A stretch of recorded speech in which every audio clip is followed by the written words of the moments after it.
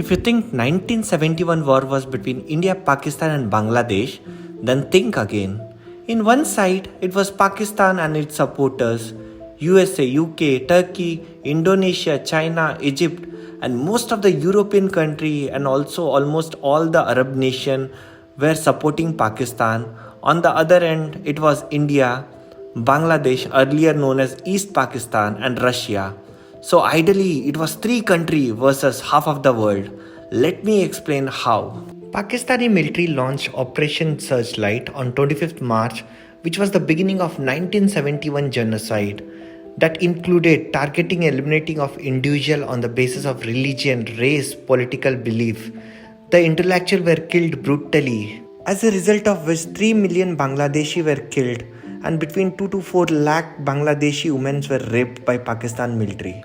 Millions of people were forced out of their houses and they were forced to take refuge in India. As a result of which Mukti Bahani was formed and they were taking training and weapon from India. As soon as the Pakistan got the news, they sent an SOS to USA. Then US President Henry Kissinger responded immediately and asked his ally to help Pakistan. As a result of which half of the world were supporting Pakistan. On August 9, 1971, India signed a peace and friendship treaty with Soviet Union. Then Indian Prime Minister, also known as Iron Lady of India, to cope up with the same, India needed a strong ally to deal with a twin threat. And at that time, Soviet Union, which had previously helped India on several occasions in United Nations using its veto power, extended its hands for friendship and expressed his interest in forming a close bond with India. India couldn't have asked for a better ally and grab its opportunity. As a result, on 9th August 1971, India and Russia signed a treaty of friendship and cooperation. Indian intelligence intercepted an American message indicating that the US 7th Fleet was entering into the war zone. It was led by 75,000-ton nuclear-powered aircraft carrier. Meanwhile, Soviet Union reported that the British naval group led by aircraft carrier Eagle had moved closer to Indian territorial water. The plan was clear. Both US and UK wanted to intimate India. The British ship in the Arabian Sea would target Indian western coast and the US ship would move into the Bay of Bengal into the eastern where 1 lakh Pakistani troops were sandwiched between advancing Indian troops and the sea. Even though the Soviet Union was not a strong ally of India, but still they went beyond and above in order to help India. Under the command of Admiral Valdemar, it dispatched a nuclear-armed.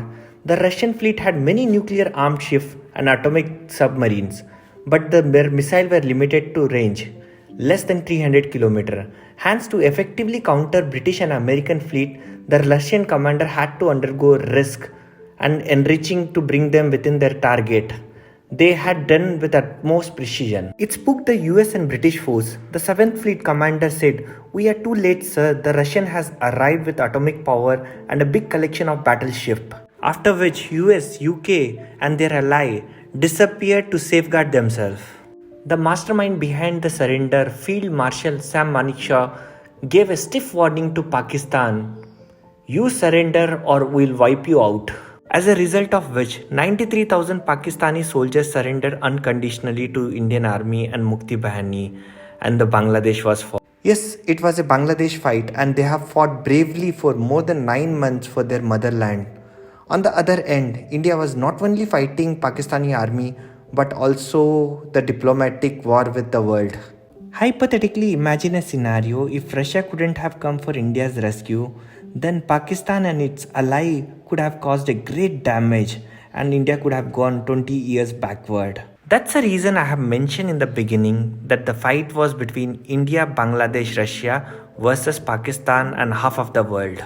That's it for today. Feel free to provide your suggestion and also don't forget to hit the bell icon.